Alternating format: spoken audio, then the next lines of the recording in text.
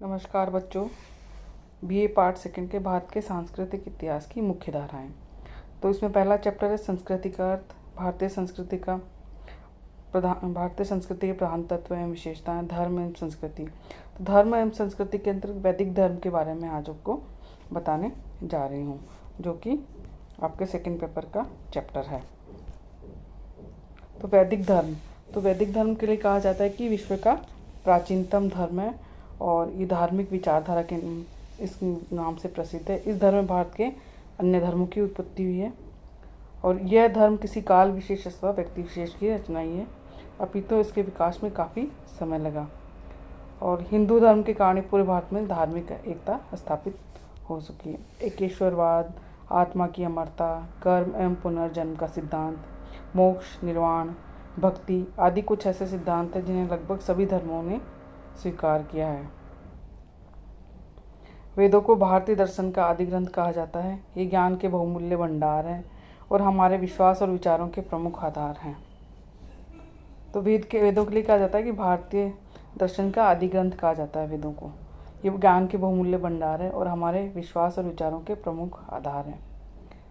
हमारे संपूर्ण भारतीय दर्शन पर वेदों का प्रभाव स्पष्ट रूप से दिखाई देता है।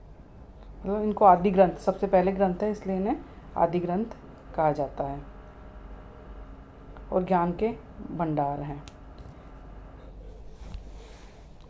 आज भी हिंदुओं के प्रत्येक धार्मिक अनुष्ठान का प्रारंभ वेद मंत्रों के उच्चारण से किया जाता है। वेद शब्द संस्कृत के विद धातु से बना है, जिसका अर्थ है ज्ञान। आर्यों ने सृष्टि के संबंध में जो ज्ञान अर्जित किया था उसका उल्लेख उन्होंने वेद ग्रंथों से किया है। वैदिक ग्रंथों के निर्माण के संबंध में विद्वान एकमत नहीं है, परंतु ऐसा माना जाता है कि 2500 ईस्वी पूर्व में इनकी रचना हुई थी।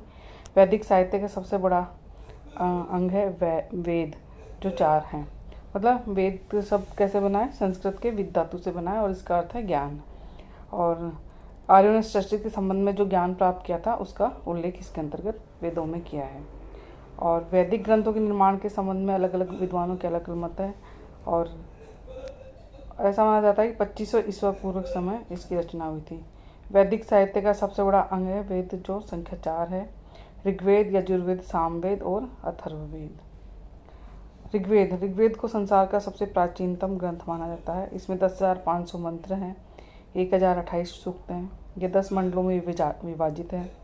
ऋग्वेद के प्रथम 6 मंडलों के रचयिता विश्वामित्र, वामदेव, अमी, भारद्वाज आदि ऋषि माने जाते हैं। मतलब सबसे प्राचीनतम ग्रंथ कौन सा है? ऋग्वेद को सबसे प्राचीनतम ग्रंथ माना जाता है। और इसमें कितने मंत्र हैं? 10,500 मंत्र हैं, 1028 सूक्त हैं। ये 10 मंडलों में विभाजित है। ऋग्वेद के प्रथम 6 मंडलों की रचयिता विश्वामित्र, वामदेव, अत्रि, भारद्वाज आदि ऋषियों ने की थी।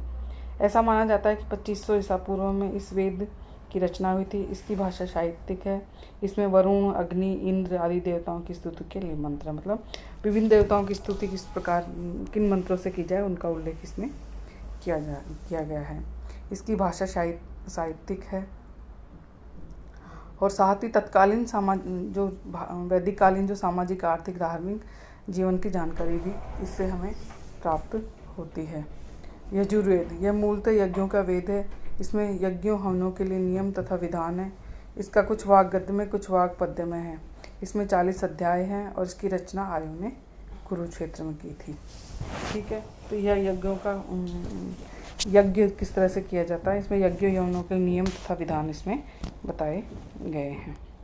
सामवेद, यज्ञ अनुष्ठान और होम के समय इन मंत्रों को ताल और स्वर में गाया जाता था ताकि देवता प्रसन्न हो सके। यह वेद हिंदुओं का संगीत कला का स्रोत, मतलब जो साम मतलब गाकर सुनाए जाने वाले मंत्र। मतलब जब यज्ञ अनुष्ठान होता था तो इनको गाया जाता था। अथर्ववेद, इसमें 20 कांड है और 732 सूक्त हैं। प्रत्येक सूक्त में 6000 मंत्र हैं।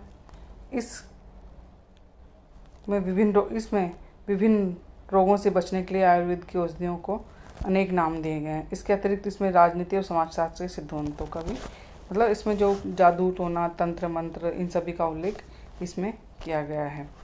वशीकरण मंत्र इन सब का उल्लेख अथर्ववेद में किया गया है। इसमें 6000 मंत्र हैं, 20 कांड हैं, साथ ही 732 सूक्त हैं। और वैदिक धर्म की प्रमुख विशेषताएं क्या क्या रही हैं? प्राकृतिक शक्तियों की उपासना, जैसे आर्य विभिन्न शक्तियों को देवता के रूप में उपासना करने लगे। आर्यों के प्रमुख देवता सूर्य, चंद्र, आकाश, वायु आदि थे, जिनका मंत्रों से उपासना करते थे। देवता उनकी स्तुति सुनकर प्रसन्न होते थे और इच्छाओं की पूर्ति करते थे।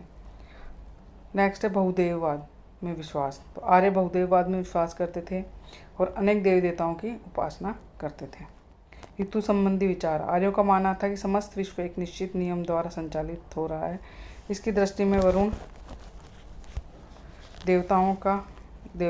ऋतुओं का देवता है, जो सभी मनुष्य को उनके कार्यों के अनुसार फल देता है। अच्छे कार्य करने वाले पुण्य आत्माओं को पुरस्कार देता था, बुरे कार्य करने वाले पापियों को दंड देता था। आर्यों का मानना था कि ऋतु के कारण दिन रात तथा ऋतु परिवर्तन होता है। यज्ञ अनुष्ठान में विश्वास। आर्य अपने देवताओं को प्रसन्न करने के लिए बड़े बड़े यज्ञ अनुष्ठान करते थे। वे अग्नि देवता को भी अधिक महत्व देते थे, क्योंकि उनका यह मानना था कि भक्तों द्वारा दी गई आहुति का वह देवताओं तक पहुंचता था। इस आहुति के मिलने पर देवता प्रसन्न हो जाते थे। ये मानव कल्याण के कार्य करते थे। उन्होंने अग्निदेव की स्तुति में अनेक मंत्रों की रचना की है।